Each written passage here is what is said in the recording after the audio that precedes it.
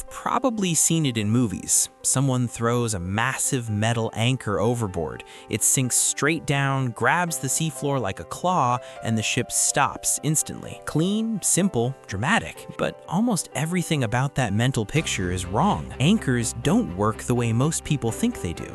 In fact, if an anchor simply hooked into the ground, it would be one of the most dangerous objects ever put on a boat. Today, we're diving beneath the surface to uncover the hidden engineering behind the one device that stands between a ship and disaster. Welcome to Just Simple Things. When you imagine an anchor holding a ship in place, you probably picture its heavy metal flukes snagging onto a rock or catching on the ocean floor like a giant grappling hook. But that almost never happens, because anchors aren't designed to catch things.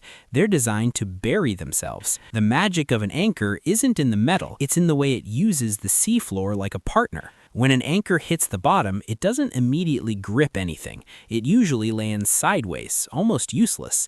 But the moment the ship drifts back and the rope or chain tightens, something beautiful happens. The anchor flips, the flukes rotate into position, and instead of snagging, they dig. They dig deeper and deeper with every bit of tension, carving their way into mud or sand like a plow being pulled through soft soil. And here's the twist. Anchors don't hold ships by their weight. A modern anchor is shockingly small for the size of the vessel it secures. A cruise ship weighing hundreds of thousands of tons might use an anchor you and a few friends could technically move with a forklift. So how does something so small hold back something so enormous? The answer is friction.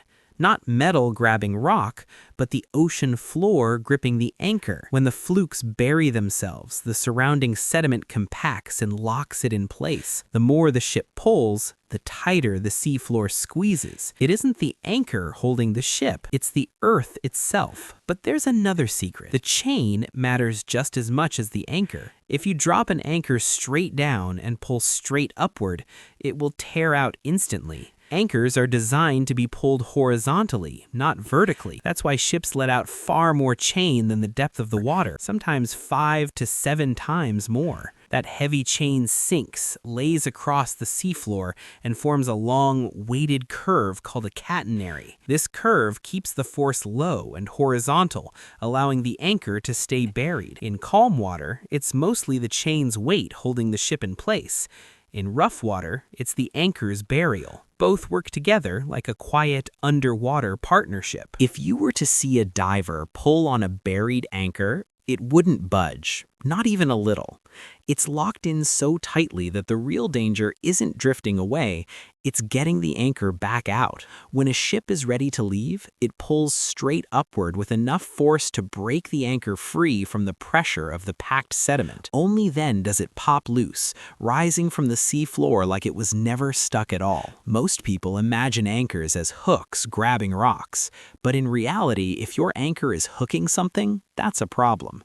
Hooks break, rocks shift, cables snap. A hooked anchor is unpredictable and unsafe. A buried anchor is stable, consistent, and incredibly strong. The ocean floor is the most reliable grip on Earth.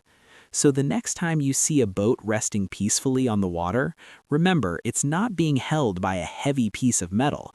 It's being held by physics, pressure, weight, and the perfect partnership between boat and seabed. Anchors don't latch on to the ocean. They disappear into it, quietly, invisibly, and far more brilliantly than we ever give them credit for. If this changed the way you picture an anchor sinking into the deep, hit that like button, share the story with someone who loves the ocean, and subscribe to Simple Things for more extraordinary science hidden inside ordinary objects.